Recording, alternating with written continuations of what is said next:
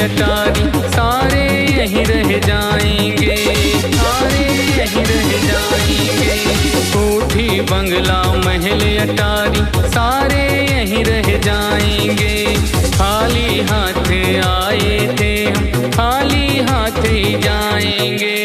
राम नाम का नारा बोलो, राम नाम का नारा बोलो, भक्तों दिल थाम के। रोम रोम में राम बसे हैं, हम दीवाने राम के। रोम रोम में राम बसे हैं, हम दीवाने राम के।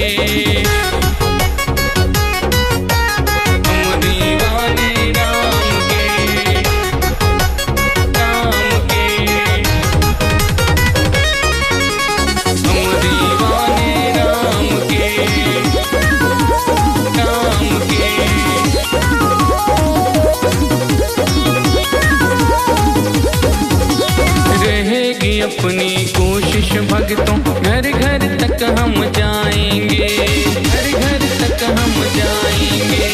रहेगी अपनी कोशिश भक्तों, घर घर तक हम जाएंगे। सत्य सनातन धर्म की महिमा दुनिया को बतलाएंगे। विजय तो चक्कर लगाने लगे हैं, विजय तो चक्कर लगाने लगे हैं। अब तो अयोध्या धाम के